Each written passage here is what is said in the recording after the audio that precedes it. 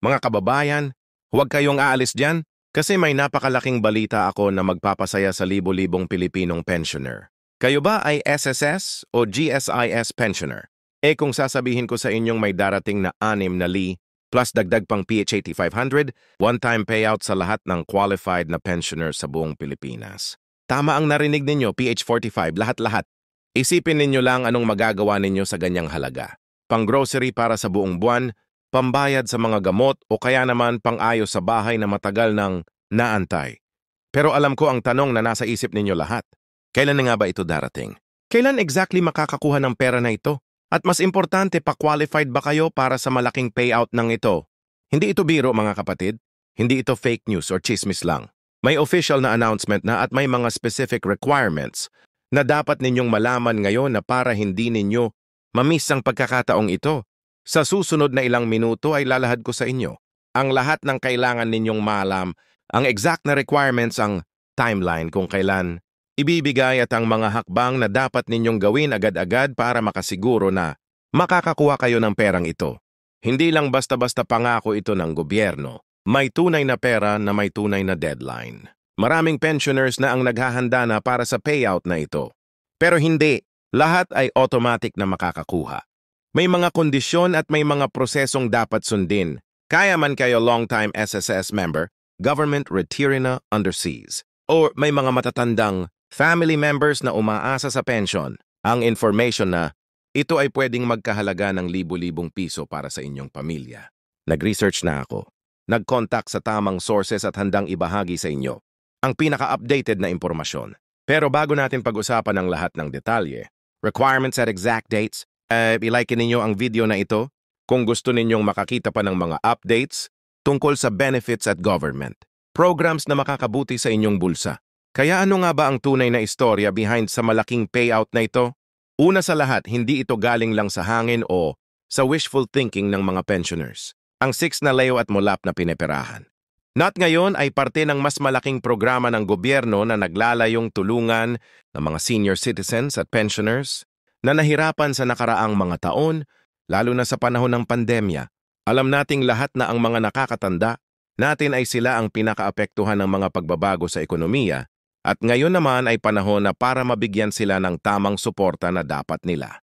Ang naliw na bahagi ng payout ay galing sa Social Security System o SSS at ito ay parte ng additional benefit na inilaan para sa mga qualified na pensioners na nakatanggap ng kanilang regular pensyon sa loob ng nakaraang mga buwan. Hindi ito replacement sa regular pension ninyo ha? Dagdag ito. Ibig sabihin tuloy pa rin ang regular monthly pension ninyo at dagdag pa ito sa inyong makakakuha. Imagine mo parang may bonus na kayo na walang ginawa kundi maging loyal sa sistema na pinaglingkuhan ninyo ng maraming taon. Pero syempre hindi lahat ay makakakuha agad-agad. May mga specific na kondisyon na dapat ninyong tuparin at dito papasok ang importansya ng tamang pag-intindi sa lahat ng detalye. Samantala, yang naman ay galing sa Government Service Insurance System o GSIS. At ito naman ay para sa mga dating government employees na nag-retire na at natatanggap ang kanilang pensyon sa nasabing sistema.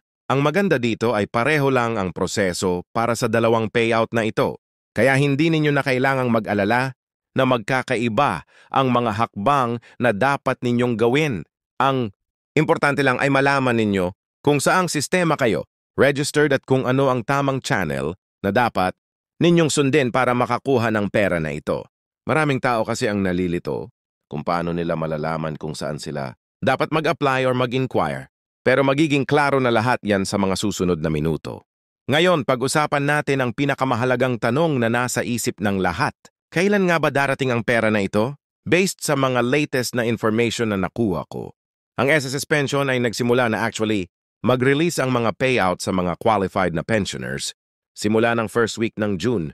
Hindi ko ito sinasabi para magmadali kayo pero para malaman ninyo na may mga tao na nagsisimula ng makatanggap ng kanilang benefits.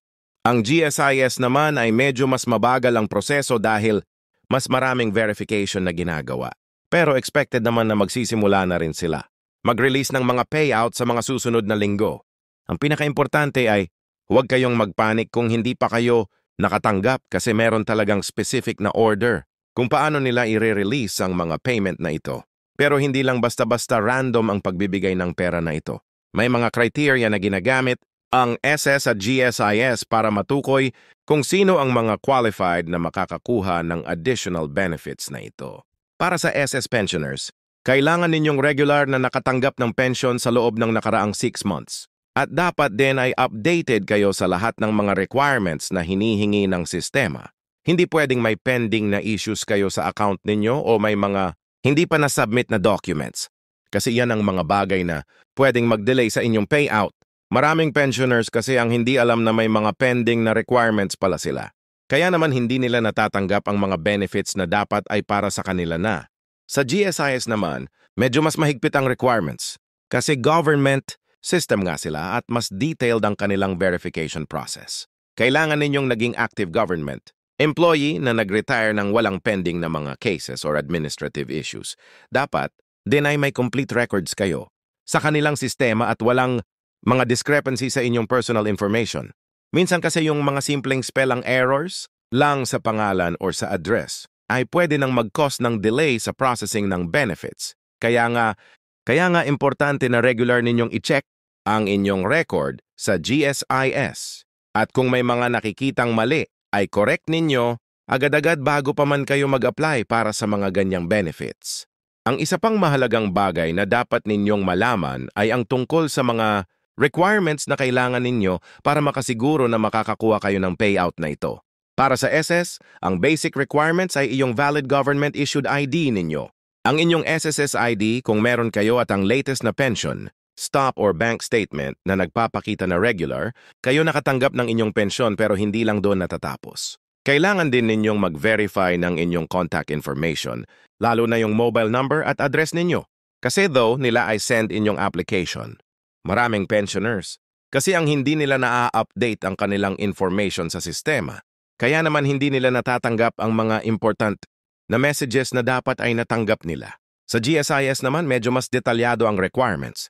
Bukod sa mga basic documents na kailangan ninyo, dapat din may inyong GSIS Unified Multi-Purpose ID o WOMID. At kung wala pa kayo nun, pwede namang inyong old GSE SED pero dapat current pa rin yung information down. Kailangan din ninyong magpresente ng latest na Certificate of Pensioner na nakuha ninyo sa GSIS office at yung bank account information kung saan ninyo gusto na ma-deposit ang payout. Yung maganda sa GSIS ay may online system na sila ngayon na pwedeng ninyong gamitin para ma-check ang status ng inyong application. Pero dapat lang na marunong kayo. Gumamit ng computer o may makakasama, kayo na pwedeng tumulong sa inyo sa prosesong yan. Ngayon, pag-usapan naman natin kung paano kayo mag-a-apply para sa benefits na ito. Una sa lahat, hindi kailangan na pumunta kayo personally sa mga offices ng SSS or GSIS kung hindi naman kailangan.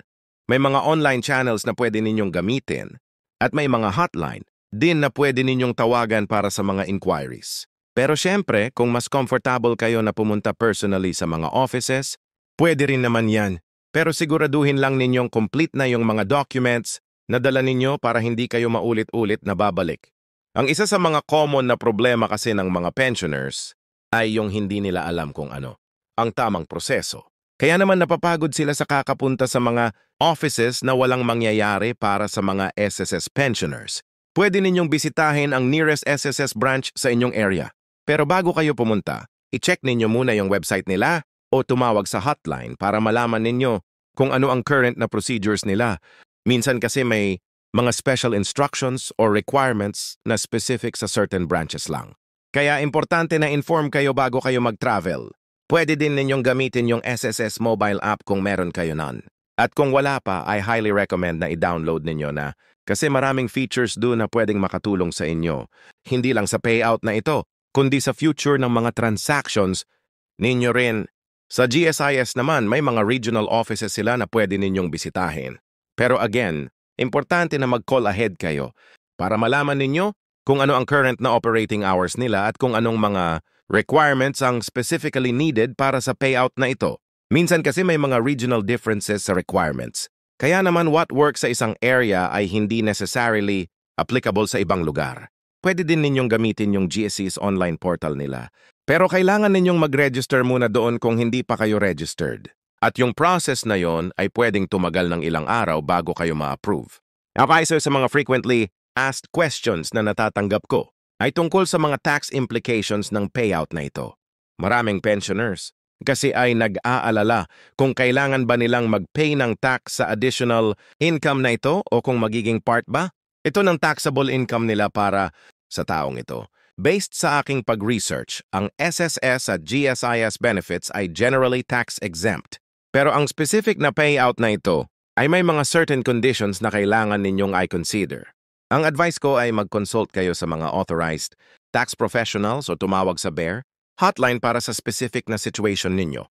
Lalo na kung malaki ang total income ninyo para sa taong ito, including yung regular pension ninyo, at yung mga additional income na pwede ninyong nakuha. Marami rin akong natatanggap na tanong tungkol sa mga pensioners na nakatira sa ibang bansa. Yung magandang balita ay hindi ninyo kailangang bumalik sa Pilipinas para makakuha ng payout na ito, pero may mga additional na procedures na kailangan ninyong sundin. Para sa SSS, pwede ninyong i-coordinate ang payout through yung mga overseas, Filipino worker programs nila or through yung mga partner banks nila sa ibang bansa.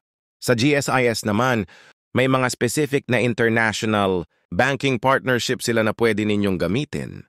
Pero kailangan ninyong mag-register sa programa na iyon at mag-provide ng mga additional documents para sa verification purposes. Ang importante din na malaman ninyo ay yung tungkol sa mga scams na kumakalat ngayon na related sa payout na ito. Maraming mga text messages at phone calls na natatanggap ng mga pensioners na nag-claim na galing sa SSS o GSIS at hinihingi yung mga personal information ninyo o ang mga bank account details ninyo. Tandaan ninyo na hindi kailanman magiging legitimate yung mga ganyang requests. Kasi ang official na transactions ay ginagawa lang through yung official channels ng mga agencies na ito. Kung may nakatanggap kayong mga ganyang messages, huwag ninyong i-respond at i-report ninyo sa mga authorities para ma-prevent ninyo na may iba pang mga tao na ma-scam. Ang timing tong payout na ito ay napakaganda.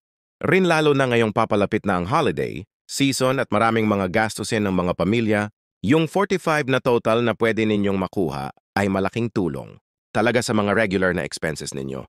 At pwede din ninyong gamitin ninyo ito para sa inyong mga medical needs or ng mga miyembro ng inyong pamilya. Maraming pensioners ang nahihirapan ngayon sa mga gastusin sa pagpapagamot. At yung na-payout na ito ay maaaring magdala ng malaking ginhawa sa kanilang pinansyal na kalagayan. Pwede rin ninyong gamitin ang perang ito para sa mga small business opportunities o investments na maaaring magbigay ng karagdagang kita sa mga susunod na buwan. Para naman sa mga pensioners na may mga anak or apo na nag-aaral pa, ang payout na ito ay malaking tulong din sa educational expenses. Alam naman natin na tumaas na ang magastos sa pag-aaral at ang perang ito ay maaaring gamiting down payments at tuition fees o pambili ng mga school supplies at requirements. Maraming lolo at lola ang gusto pa ring makatulong sa edukasyon ng kanilang mga apo at ang oportunidad na ito ay nagbibigay sa kanila ng tansang makapagbigay ng makabuluhang ambag sa kinabukasan ng kanilang mga mahal sa buhay. Huwag din ninyong kalimutan na ang payout na ito ay hindi isang one-time lang na programa. Ayon sa mga anunsyo ng gobyerno, plano nilang gawing regular na programa ang ganitong klaseng benepisyo para sa mga pensioners, lalo na kung magiging matagumpay ang implementasyon ng kasalukuyang payout. Ibig sabihin, kung kayo ay ma-qualify ngayon at matanggap ninyo ang benepisyong ito, maaari kayong maging priority sa mga susunod pang ganitong programa. Kaya naman mahalaga na sumali kayo sa programang ito hindi lamang para sa agarang benepisyo, kundi para rin sa mga oportunidad na maaaring dumating sa hinaharap.